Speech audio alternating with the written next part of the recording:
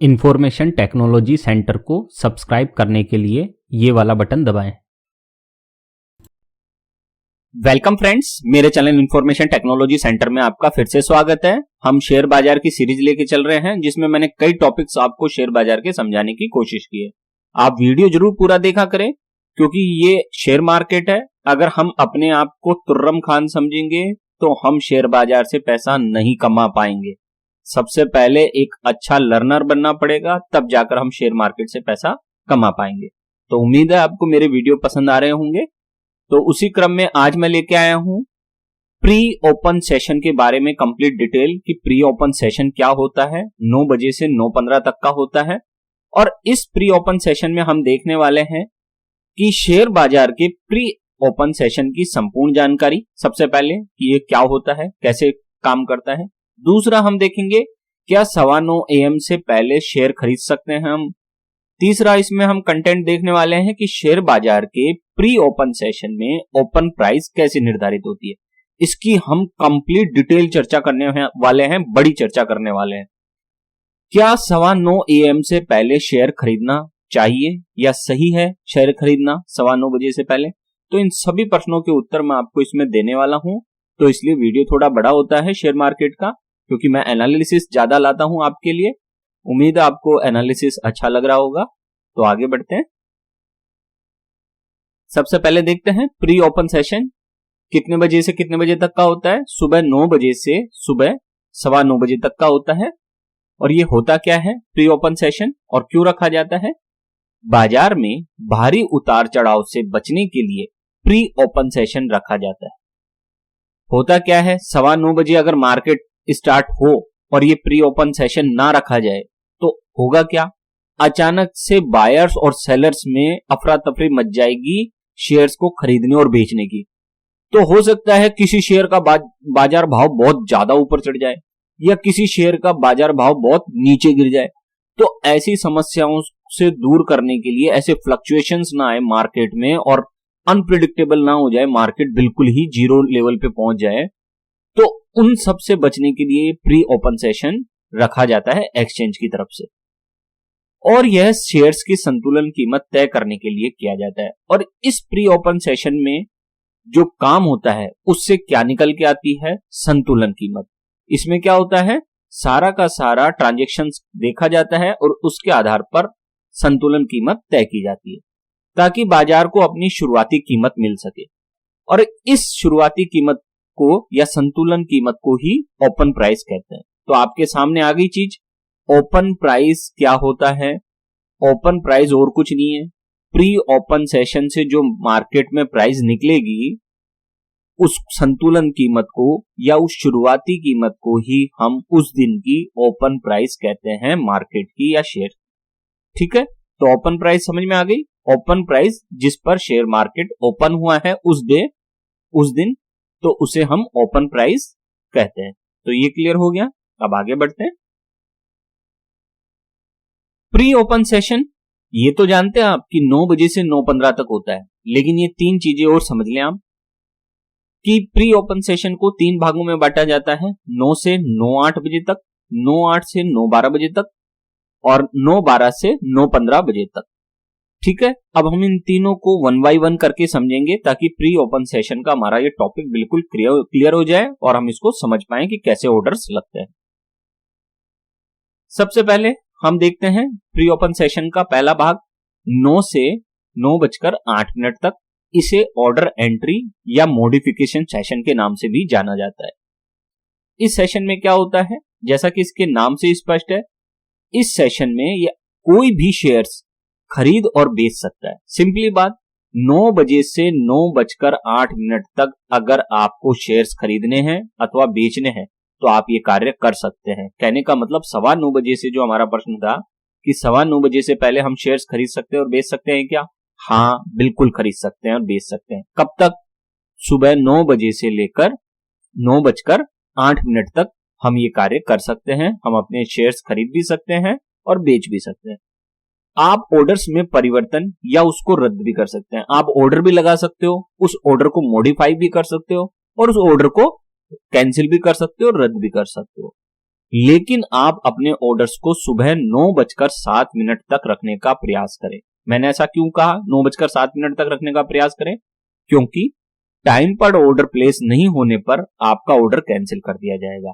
होता क्या है, 9:08 तक का टाइम दिया है शेयर मार्केट में कि आप ऑर्डर लगा सकते हो, लेकिन ज्यादा अगर 9:08 तक गए, मान लो 9:07 और 30 सेकंड तक आप अपना काम खत्म कर लो, उसके बाद क्या है, फिर प्रॉब्लम ये हो जाती है कि आपकी घड़ी एक्सचेंज की घड़ी हो सकता है कुछ सेकंड्स का अंतर चल रहा हो, और फिर आप ऑर्डर लगाएंगे और अगर वो टाइम पे एग्जीक्यूट नहीं हुआ तो फिर वो रद्द हो जाएगा, आपका ऑर्डर कैंसिल हो जाएगा ऑर्डर। ठीक है, तो आपको अगर ऑर्डर लगाना है तो 9:07 तक लगाने का पूरा प्रयास करें। और आगे देखते हैं इसको। अब दूसरा भाग आता है प्री ओपन सेशन का 9:08 से 9:12 तक। इसे हम ऑर्डर मैचिंग सेशन का नाम देते हैं। इस ऑर्डर मैचिंग सेशन में क्या होता है, जैसा कि इसके नाम से स्पष्ट है, मैच होते हैं ऑर्डर्स। देखते हैं इसको। इस सेशन में आप अपने ऑर्डर्स में परिवर्तन, खरीदी, बिक्री या रद्द नहीं कर सकते। कहने का मतलब यूं समझ लीजिए, टेक्निकल भाषा में बताऊं तो 9:08 से 9:12 तक आप अपने ऑर्डर्स को एडिट नहीं कर सकते। एडिट समझ रहे हो? एडिट नहीं कर सकते हो, उसमें कोई बदलाव नहीं कर सकते हो, ना तो उसको कोई ऑर्डर लगा सकते हो, ना कोई आप ऑर्डर को कैंसिल कर सकते हो, ना कोई उसमें मॉडिफिकेशन कर सकते हो, कुछ भी नहीं कर सकते आप इस दौरान। ठीक है, ये सारा समय किसके लिए होता है? शेयर मार्केट के लिए होता है। ये बायर्स और सेलर्स के लिए ये समय नहीं होता है। इस सेशन का उपयोग ऑर्डर्स का मिलान करके बाजार के लिए शुरुआती कीमत निर्धारित करने के लिए किया जाता है। और इस सेशन में क्या करने का प्रयास किया जाता है? ऑर्डर्स को मैच करके बाजार में जो शुरुआती कीमत होती है, जो ओपन प्राइस होती है, उसको कैसे सेटल किया जाए, उसको कैसे डिटरमाइन किया जाए, उसके लिए ये सारा का सारा टाइम रखा जाता है। यदि आपने पहले अपने ऑर्डर में कोई लिमिट प्राइस लगाई है तो उस लिमिट प्राइस को बाजार की तय कीमतों से मैच किया जाता है। आपने मान लीजिए कोई लिमिट ऑर्डर लगाया लिमिट प्राइस पे कि मुझे इस प्राइस पे ही ये खरीदनी है चीज, इससे ज्यादा अगर प्राइस है तो मैं ये शेयर नहीं खरीदूंगा। मान लीजिए मैं हूं एसबीआई का शेयर खरीदना चाहता हूं और मेरे को लग रहा है कि 323 रुपए में मैं खरीद सकता हूं। ठीक है, और अगर इससे ऊपर कीमत है तो मैं नहीं खरीदना चाहता, तो मैं अपना लिमिट ऑर्डर लगा दूंगा और उस लिमिट ऑर्डर में मैं 323 रुपए जो मैं चाहता हूं उस पर खरीदना चाहता हूं, तो वो 323 रुपए प्राइस पर मैं कितने शेयर खरीदना चाहता हूं, 1000 मान लीजिए, तो मैं लिमिट प्राइस कितनी लगा दूंगा 323, और जो क्वांटिटी कितनी लगा दूंगा 1000 की। इस कीमत पर अगर मुझे 1000 शेयर्स मिलते हैं एसबीआई के तो मैं खरीदूंगा, अदरवाइज मैं नहीं खरीदूंगा। अच्छा, इससे कम कीमत होगी तो भी आप खरीद लेंगे, ध्यान रखना, लेकिन इससे ज्यादा कीमत होगी तो आप नहीं खरीदेंगे। ये है नियम इसका कि ज्यादा कीमत होती है तो आप नहीं खरीदेंगे इसको, ये सेबी की तरफ से होता है। और अगर कम कीमत होती है तो ऑटोमेटिकली आपका ऑर्डर एग्जीक्यूट हो जाता है, क्योंकि जो ज्यादा कीमत देने के लिए तैयार है उसको कम कीमत पर भी वो सामान मिल जाता है।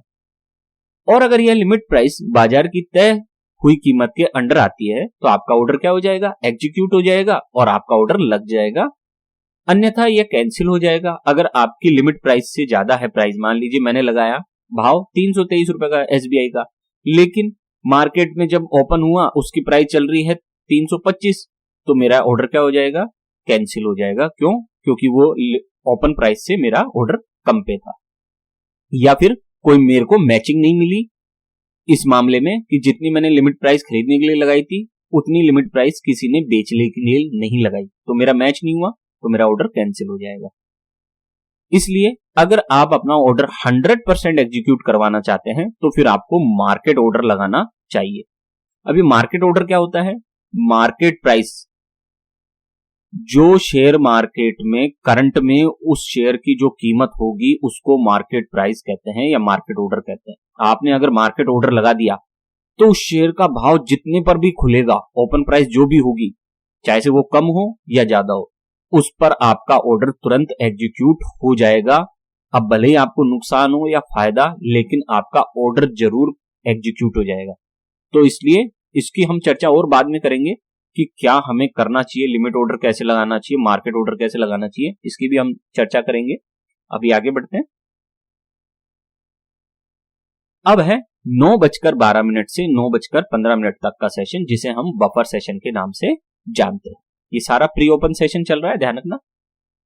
इस सेशन का उपयोग बफर सेशन के रूप में किया जाता है यदि प्रारंभिक 2 चरणों में कोई भी असामान्यताएं या प्रॉब्लम्स पाई जाती हैं तो इस सत्र में उसकी जांच कर ली जाती है। इस सत्र को अगली प्रक्रिया को स्मूथ करने के लिए भी उपयोग किया जाता है ताकि दिन का कारोबार सामान्य रूप से चल सके। बफर सेशन में क्या होता है, जो 2 चरणों में काम हुआ है उसकी जांच की जाती है एक्सचेंज के द्वारा, ठीक है, और उसको सारा जब प्रोसेस उसका कंप्लीट हो जाता है तब फिर वो जाकर 9:15 पे मार्केट को ओपन करते हैं ताकि कोई भी बाद में प्रॉब्लम नहीं आए और मार्केट सारा दिन भर क्या रहे, स्मूथ चलता रहे। फिलहाल एनएससी और बीएससी में क्रमशः निफ्टी 50 और सेंसेक्स 30 के शेयरों में ही प्री ओपन मार्केट सेशन में कारोबार करने की अनुमति है। सारे शेयर्स में आप खरीदी और बिक्री नहीं कर सकते हैं प्री ओपन मार्केट सेशन में। प्री ओपन मार्केट सेशन में केवल निफ्टी 50 के शेयर्स और सेंसेक्स 30 के शेयर्स की ही आप खरीदी और बिक्री कर सकते हैं। अदर शेयर्स की खरीदी और बिक्री प्री ओपन मार्केट सेशन में नहीं होती है। दूसरी इंपॉर्टेंट बात, प्री ओपन मार्केट सेशन में खरीदी और बिक्री आपके सर्विस प्रोवाइडर पर निर्भर करती है। ट्रेडिंग अकाउंट कहां है आपका उस पर निर्भर करती है। अगर आपके ट्रेडिंग अकाउंट वाले ने आपको ये परमिशन नहीं दी है कि आप प्री ओपन मार्केट में ऑर्डर प्लेस करें तो आप नहीं कर पाएंगे, ठीक है। तो इसलिए प्री ओपन मार्केट उन्हीं के लिए एप्लीकेबल है जिन्होंने ऐसे ब्रोकर के यहां पे अपना अकाउंट खुलवाया है जो प्री ओपन मार्केट की सुविधाएं देते हैं। वैसे जनरली अब सभी ऑनलाइन जो कंपनियां हैं जैसे जीरोधा हुई, सभी हुई, कोई भी हो सकती है XYZ, वो सभी क्या कर रही है, प्री ओपन मार्केट सेशन में कारोबार करने की अनुमति देने लग गई है। फ्रेंड्स, ये आ गए हैं हम हमारी एक्सेल शीट में। अब यहां एक्सेल शीट में मैं आपको कंप्लीट डिटेल में समझाने वाला हूं कि प्री ओपन मार्केट में ओपन प्राइस का डिटर्मिनेशन कैसे किया जाता है, कैसे उसका पता किया जाता है कि ओपन प्राइस क्या होगी। हम इसमें 4 केस लेने वाले हैं, केस 1, केस 2, फिर केस 3, केस 4। मैं आपको ये डिटेल में टॉपिक समझाने वाला हूं कि कैसे मार्केट में प्री ओपन वाले मार्केट में ये कंप्लीट वर्क हो रहा है। तो आप वीडियो थोड़ा लंबा बनेगा, आप तैयार रहें समझने के लिए। सबसे पहले मैं बता दूं, इस वाले कॉलम में कॉलम नंबर ए में हम शेयर प्राइस ले रहे हैं, केस कोई सा भी हो लेकिन इस ए कॉलम में शेयर प्राइस आएगी। बी कॉलम में हम ले रहे हैं बाय के ऑर्डर्स, सी कॉलम में हम ले रहे हैं सेलिंग के ऑर्डर्स, यानी कि बेचने वालों के जो ऑर्डर्स हैं वो इस सी कॉलम में आएंगे और खरीदने वालों के कॉलम्स जो ऑर्डर्स हैं वो बी कॉलम में आएंगे।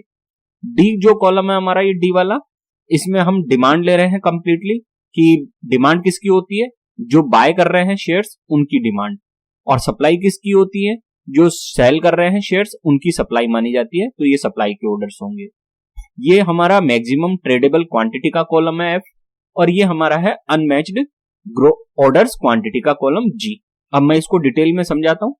तो सबसे पहले देखिए, जो प्राइस 103 रुपए, 103 रुपए पर लोगों ने कितने ऑर्डर लगा रखे हैं शेयर्स खरीदने के। मान लीजिए कोई कंपनी है, या ये मान लीजिए एसबीआई का शेयर है, सपोज कीजिए एसबीआई का शेयर है और एसबीआई के शेयर के लिए 103 रुपए पर लोगों ने ऑर्डर लगा रखे हैं 13,500, 104 रुपए पर ऑर्डर लगा रखे हैं 9,500, 105 रुपए पर ऑर्डर लगे हुए हैं 12,000, 106 रुपए पे लगे हुए हैं ऑर्डर 6,500, 107 रुपए पे लगे हुए हैं 5,000 और 108 रुपए पे कितने लोग खरीदने के लिए तैयार हैं, 4,000 ऑर्डर्स लगे हुए हैं खरीदने के लिए एसबीआई के शेयर्स। तो ये तो होगा खरीदने वालों का। अब इस खरीदने वालों से ही डिमांड आती है निकल के। तो डिमांड क्या होती है, अब आप इस चीज को समझे, डिमांड क्या होती है। जो व्यक्ति 108 रुपए पे खरीदने के लिए तैयार है एसबीआई का शेयर, जाहिर बात है वो 103 पे भी खरीदने के लिए तैयार होगा, क्योंकि सस्ते में मिल रहा है तो कौन नहीं खरीदना चाहेगा।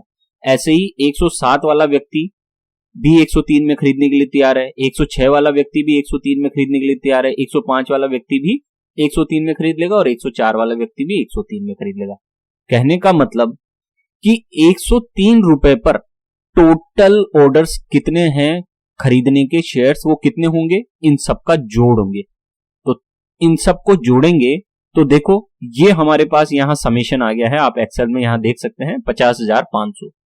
तो ये समेशन ही हमारी यहां डिमांड बन रही है। देखिए ये समेशन ही यहां पे क्या बन रही है, हमारी डिमांड 50,500। तो इसका मतलब कि एसबीआई के शेयर्स को अगर 103 रुपए भाव पर कितने ऑर्डर्स मिले हुए हैं, कितनी डिमांड लगी हुई है 103 रुपए पर 50,500 की, कि अगर 103 रुपए प्राइस आ जाए मार्केट में तो 50,500 शेयर्स खरीदे जा सकते हैं। ठीक है, फिर 104 रुपए प्राइस पर कितनी डिमांड लगी हुई है, तो जाहिर बात है 103 पे जो खरीदने के लिए तैयार है वो कभी भी 104 रुपए पे खरीदने के लिए तो तैयार होगा नहीं, तो ये वाला इस बार नहीं जुड़ेगा, 103 वाले को हम नहीं जोड़ेंगे। तो अब हम क्या जोड़ेंगे, 104 से लेकर आगे तक। तो देखो 104 से लेकर आगे तक की जो बाय ऑर्डर्स हैं अगर उनको जोड़े तो कितना निकल के आया ऑर्डर्स, 37,000। तो ये 37,000 यहां आया, तो ये देखिए मैंने यहां 37,000 लिख दिया है। ठीक है, तो इस वजह से ये आया।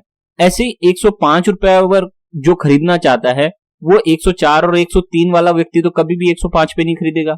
मान लीजिए मेरी कैपेसिटी 103 पर खरीदने की है एसबीआई का शेयर और 104 पे है, तो मैं 105 में तो कभी खरीदूंगा नहीं। तो इस बार क्या है, जब 105 वाले ऑर्डर पे निकालेंगे डिमांड तो हम क्या करेंगे, 105 से स्टार्ट करेंगे। तो ये मैंने इन चारों को जोड़ा तो हमारा समीशन कितना आया, 27,500। तो ये 27,500 इसकी डिमांड बन गई, किस कीमत पे, 105 रुपए कीमत पे। ऐसे ही 106 पे कितनी डिमांड बन जाएगी, 15,500। 107 पे कितनी बन जाएगी, 9,000। कैसे, 107 पे निकालने के लिए हमने इसके नीचे के दोनों सेक्शन जोड़ दिए तो 9,000, ये देखिए 9,000 आ गए।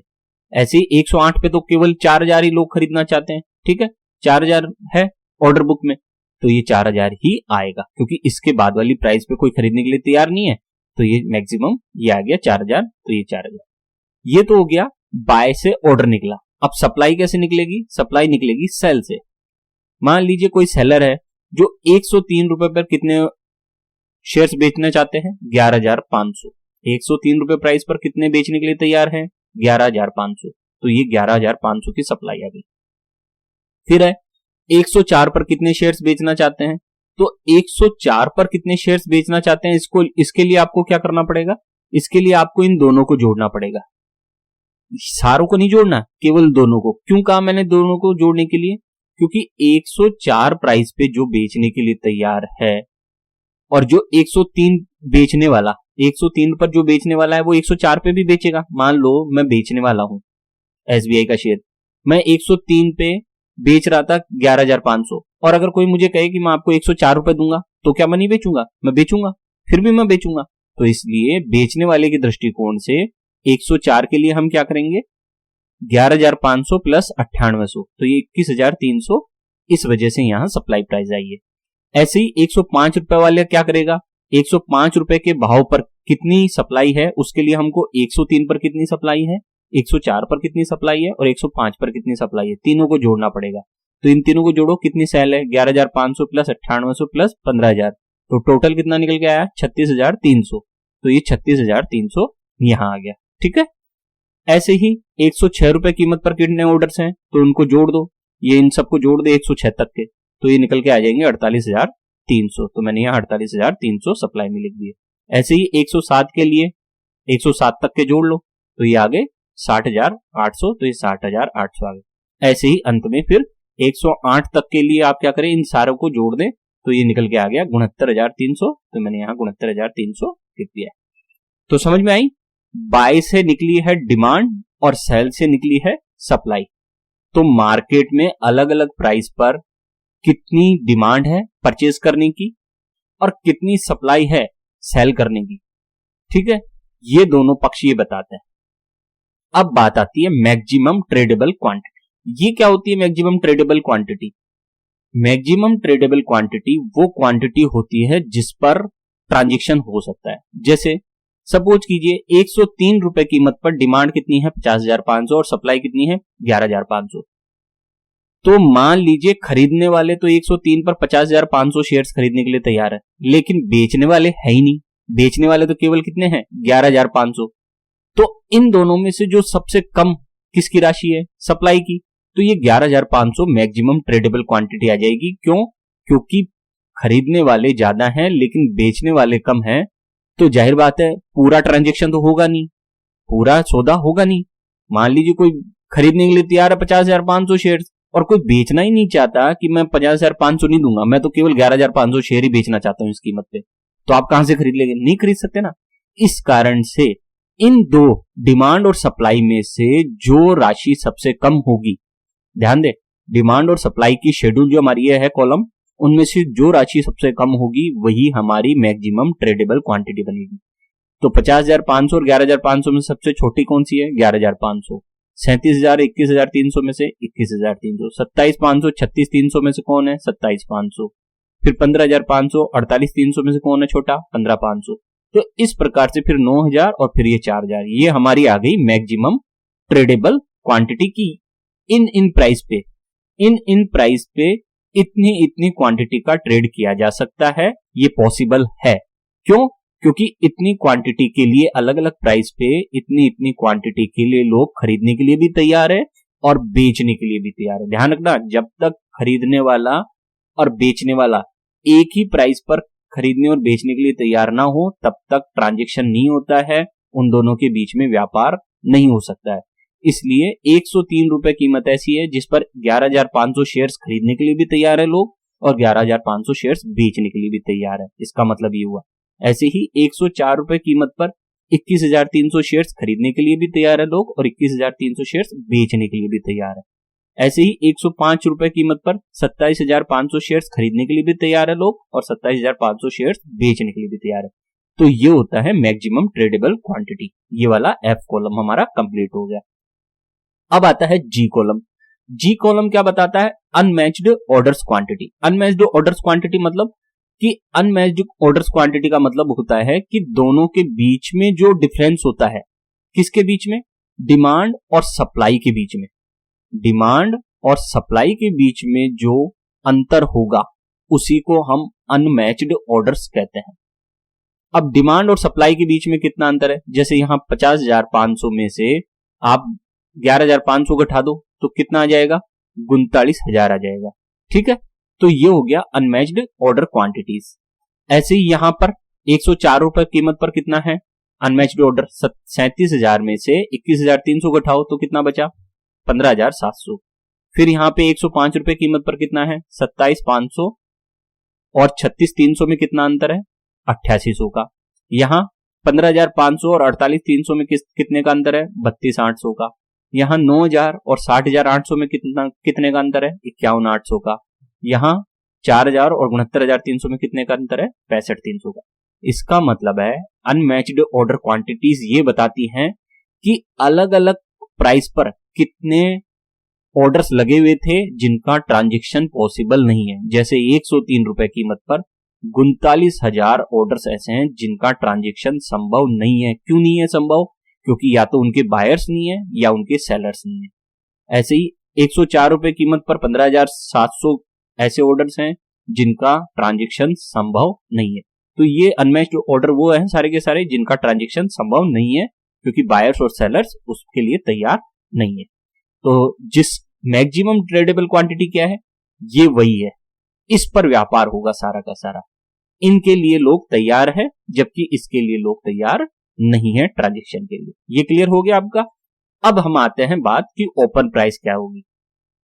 तो आप ये क्लियर कर लें, जो मैक्सिमम ट्रेडेबल क्वांटिटी होती है उसी को ओपन प्राइस कहा जाता है। तो मैक्सिमम ट्रेडेबल क्वांटिटी कितनी आई इस वाले सेक्शन में? 27,500। तो इसके अकॉर्डिंग शेयर प्राइस कितनी है? 105। तो जिस दिन ये मार्केट खुलेगा, ओपन होगा, तो उसकी ओपन प्राइस कितनी होगी? 105। इसी को इक्विलिब्रियम प्राइस, ओपन प्राइस या बाजार की शुरुआती कीमत कहेंगे उस दिन के लिए। ठीक है, समझ में आया कि जितनी मैक्सिमम ट्रेडेबल क्वांटिटी है उसके सामने जो प्राइस होगी, यानी कि 105 रुपए कीमत पर सबसे ज्यादा ट्रेड हो रहा है, सबसे ज्यादा खरीदारी हो रही है शेयर्स की और सबसे ज्यादा बिक्री हो रही है शेयर्स की। इस कारण से शेयर मार्केट क्या करेगा? इस 105 रुपए को ही ओपन प्राइस घोषित कर देगा जैसे ही 9:15 बजेंगे और जैसे ही मार्केट ओपन होगा। तो ये हमारी ओपन प्राइस हो गई है। किसमें? केस 1 में। केस 1 का मतलब क्या है? जब केवल एक ही मैक्सिमम ट्रेडेबल क्वांटिटी दिखाई दे। तो इस पूरे केस में एक ही है मैक्सिमम, इसलिए हमने इसको 105 रुपए को मान लिया। अब आते हैं केस 2 में। केस 2 में क्या हो रहा है? सारा एग्जाम्पल वही है, सिर्फ अंतर इस चीज का और कर रहा हूं मैं कि मान लीजिए यहां शेयर प्राइस कोई एक्स है, ये शेयर प्राइस थी 103, 4, 5, 6, 7, 8, 9 और ये मान लो कोई एक्स और है शेयर प्राइस। ठीक है, हमने ये डाटा अभी नहीं रखा है, हम बात केवल यहां मैक्सिमम ट्रेडेबल क्वांटिटी की कर रहे हैं और अनमैच्ड की करेंगे। बाकी ये डाटा मैं नहीं दिखा रहा हूं। ठीक है। तो यहां मान लीजिए कोई कल्पना में ऐसा हो गया कि इसका तो 27,500 था ही, यहां से हम ये पूरी टेबल वही है, और कल्पना में हमने मान लिया, कल्पना में नहीं हकीकत में भी हो जाता है ये शेयर मार्केट में, तो ये मान लेते हैं कि एक्स जो कीमत है शेयर प्राइस की उस पर भी मैक्सिमम ट्रेडेबल क्वांटिटी कितनी आ गई, 27,500। अब क्या होगा, यहां तो हमने जो मैक्सिमम ट्रेडेबल क्वांटिटी थी उसकी प्राइस को ओपन प्राइस घोषित कर दिया था, लेकिन इन दोनों केस में कौन होगा, तो ये भी 27,500 है, ये भी 27,500 है, तो इस केस में अनमैच्ड ऑर्डर्स देखे जाएंगे।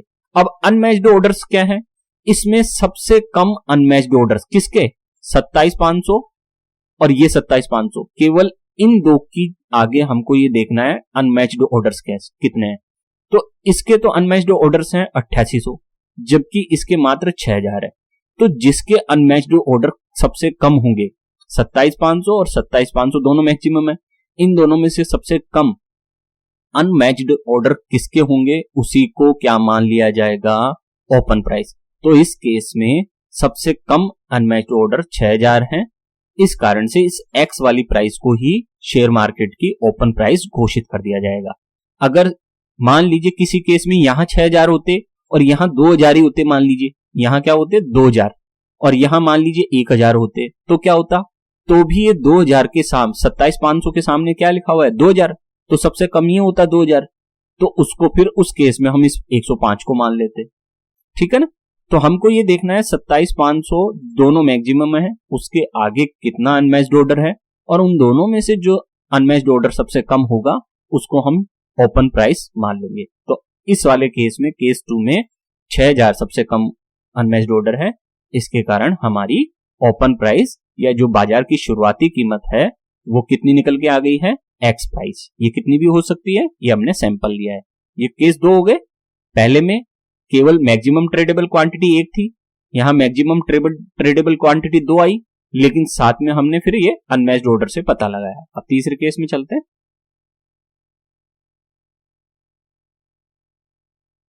ये आ गया केस 3। अब इसमें हमने क्या माना, पूरी टेबल वही है, सिर्फ हम क्या अंतर कर रहे हैं कि मान लो x बराबर कीमत कितनी है 99 रुपए, सपोज करो x बराबर कितनी है 99 रुपए कीमत हमने मान ली, और वही 27,500 इसकी मैक्सिमम ट्रेडेबल क्वांटिटी है, और इस बार अनमैच्ड ऑर्डर मान लो 8800 है। पिछली बार हमने कम माना था, इस बार हम मान लेते हैं कि इस बार अनमैच्ड ऑर्डर कितने हैं 8800। तो हो गया क्या कि हम सबसे पहले तो मैक्सिमम ट्रेडेबल क्वांटिटी देखेंगे, मैक्सिमम किसकी है, तो ये भी मैक्सिमम है, ये भी मैक्सिमम है, तो अब हम फंस गए कि किसको मानेंगे ओपन प्राइस। तो अब इसके आगे हम किसको देखेंगे, अनमैच्ड ऑर्डर्स को देखेंगे। तो यहां अनमैच्ड ऑर्डर 8800 है, यहां पे भी 8800 है, फिर फंस गए क्योंकि ये दोनों बराबर आ गए, इधर से ये दोनों बराबर आ गए, इधर ये दोनों बराबर आ गए, तो अब किसको माने ओपन प्राइस। तो अब ये देखना पड़ेगा कि प्रीवियस डे की क्लोजिंग प्राइस कितनी है। प्रीवियस डे की मान लीजिए क्लोजिंग प्राइस है 100 रुपए, पिछले दिन शेयर मार्केट बंद हुआ, उस दिन एसबीआई के शेयर की मान लीजिए क्लोजिंग प्राइस कितनी थी 100 रुपए, ठीक है। अब ये जो एक्स प्राइस है वो कितनी है 99 रुपए, प्रीवियस डे की क्लोजिंग प्राइस है 100 रुपए, जबकि इस 27,500 वाले के सामने शेयर प्राइस कितनी है 105। तो प्रीवियस डे की क्लोजिंग प्राइस की जो सबसे ज्यादा निकट प्राइस होगी उसी को हम ओपन प्राइस मान लेंगे। जब ये दोनों सेम आ जाए, ठीक है, और जब ये दोनों सेम आ जाए, जब ये चारों चीजें सेम आ जाए, तब हम किसको ओपन प्राइस मानेंगे, हम उस प्राइस को ओपन प्राइस मानेंगे जो प्रीवियस डे की क्लोजिंग प्राइस के सबसे ज्यादा नजदीक हो। तो प्रीवियस डे में मान लीजिए एसबीआई की 100 रुपए थी क्लोजिंग प्राइस, तो इसके सबसे ज्यादा प्राइस कौन सी थी पास में 99 रुपए, क्योंकि ये तो एक का ही अंतर है, 100 और 99 में एक का अंतर है, जबकि ये 100 और 105 में 5 रुपए का अंतर हो गया, तो हम इसको नहीं मानेंगे। हम किसको मानेंगे, ये एक्स बराबर हमारी 99 रुपए हमने कीमत मानी थी, तो ये इस बार हमारी ओपन प्राइस क्या निर्धारित हुई है 99 रुपए। तो ये बाजार की शुरुआती कीमत इस बार केस 3 में 99 रुपए हुई है, या एक्स प्राइस हुई है, जो कि प्रीवियस डे की क्लोज प्राइस के साथ में है, पास में है, ठीक। अब लाते हैं लास्ट केस, केस नंबर 4। इसमें ओपन प्राइस कैसे तय होती है, इस बार वही है पूरा उदाहरण जो अभी ऊपर देखा, 27,500, यहां पे भी 27,500, तो यहां कंफ्यूज हो गए हम। फिर हमने इसको चेक किया 8800 तो ये भी कंफ्यूज हो गए हम, ये दोनों भी बराबर निकले। तो ये चारों चीजें बराबर निकली तो हम क्या देखेंगे फिर, प्रीवियस डे की क्लोज प्राइस। इस बार प्रीवियस डे की क्लोज प्राइस कितनी है, मान लीजिए 102 रुपए। कितनी है, 102 रुपए। अब खास बात, प्रीवियस डे की क्लोज प्राइस 102 है, एक्स की प्राइस 99 रुपए है और ये 27,500, ये दो ही देखेंगे, ध्यान रखना, हम सारी कीमतें नहीं देखेंगे, केवल 27,500 वाली कीमत को देख रहे हैं। तो इस 27,500 पे ये 105 रुपए कीमत है, इस 27,500 पे ये एक्स बराबर 99 रुपए कीमत है। अब प्रीवियस डे की जो क्लोजिंग प्राइस थी एसबीआई शेयर की वो 102 रुपए थी। अब 99 और 102 में कितने का अंतर है, 3 का। और 105 और 102 में भी कितने का अंतर है, 3 का। तो कहने का मतलब 105 वाली प्राइस भी 102 से 3 का अंतर में है और 99 वाली प्राइस भी 102 से 3 के अंतर में। यहां कम और ज्यादा की बात नहीं हो रही है, ध्यान रखना, यहां घटाने की बात नहीं हो रही है, यहां डिफरेंस की बात हो रही है। यहां आप ये ना सोचे कि 105 में से 102 गया तो प्लस के 3 बचते हैं सर, और फिर इसमें से माइनस के 3 बच जाएंगे, 99 में से 102 गया तो, ऐसे नहीं। हम ये देख रहे हैं 105 और 102 में कितने का अंतर है, 3 का। 99 और 102 में कितने का अंतर है, 3 का। तो जब दोनों ही प्राइस 105 और 99 दोनों ही प्राइस समान रूप से प्रीवियस क्लोजिंग प्राइस के अंतर दोनों के बराबर हो, तो उस केस में ना तो ये 105 बनेगी ओपन प्राइस, ना ये 99 बनेगी ओपन प्राइस, बल्कि प्रीवियस डे में जो क्लोजिंग हुई थी एसबीआई शेयर की वह प्राइस ही उसकी ओपन प्राइस बन जाएगी। तो समझ में आया, प्रीवियस डे को एसबीआई का शेयर कितने रुपए पे बंद हुआ था, 102 रुपए पे। तो इस केस में वो जो प्रीवियस डे पे जो क्लोजिंग प्राइस थी वही मार्केट की आज ओपन प्राइस होगी। तो ये सारा खेल है ओपन प्राइस कैलकुलेशन का। उम्मीद है आपको ये समझ में आया होगा। अब बात आती है लास्ट टॉपिक की कि क्या शेयर मार्केट में 9:15 बजे से पहले हमें ट्रेडिंग करनी चाहिए क्या, या करते हैं क्या लोग।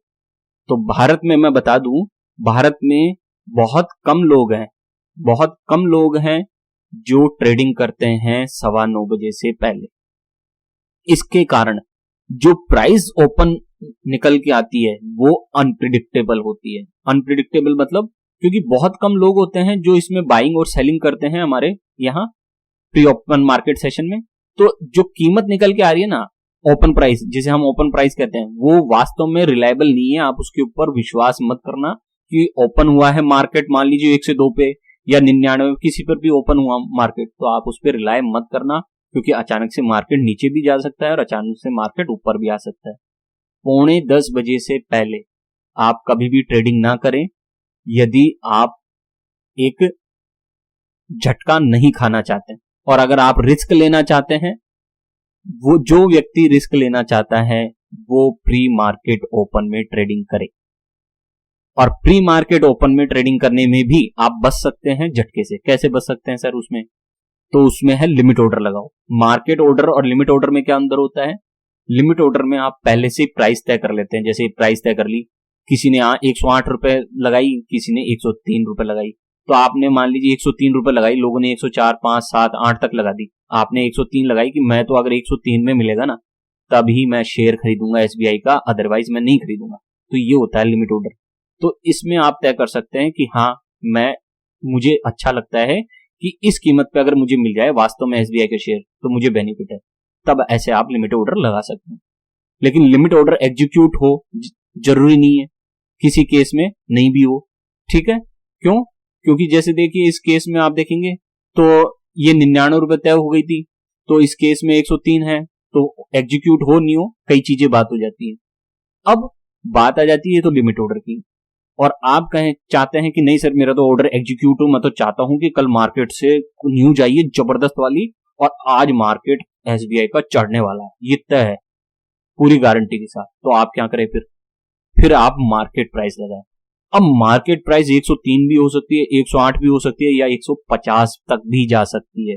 वो डिपेंड करता है कितने लोगों ने उस पर दांव लगाया है, ठीक है ना। जितने लोगों ने दांव लगाया होगा अलग अलग प्राइस पे, उसके आधार पर एंड में ये सारी कैलकुलेशन होगी और उससे तय होगा क्या होगी मार्केट प्राइस। मार्केट प्राइस और कुछ नहीं है, जो ओपन प्राइस है उसी को मार्केट प्राइस कहा गया है। मार्केट जब ओपन होगा तो ओपन वाली प्राइस को ही मार्केट प्राइस कहा गया है। तो जो भी तय होगा उसके ऊपर आपका ट्रांजेक्शन हो जाएगा, कंप्लीट हो जाएगा। लेकिन उसमें नुकसान होने की भी संभावना है, क्योंकि कई बार मार्केट प्राइस बहुत ज्यादा ऊंची हो जाती है तो आपको नुकसान भी हो सकता है। इसलिए सोच समझकर ट्रेडिंग करें। उम्मीद है आपको मेरा ये वीडियो बहुत अच्छा लगा होगा। आप वीडियो जरूर पूरा देखा करें। मेरे चैनल पर आपको संपूर्ण शेयर बाजार और एनपीएस नेशनल पेंशन स्कीम की 100% सही और संपूर्ण जानकारी मिलेगी। आप मेरे चैनल पर प्लेलिस्ट चेक करें, इंफॉर्मेशन टेक्नोलॉजी सेंटर चैनल को सब्सक्राइब कर लें और आज का पूरा वीडियो देखने के लिए आपका बहुत बहुत धन्यवाद।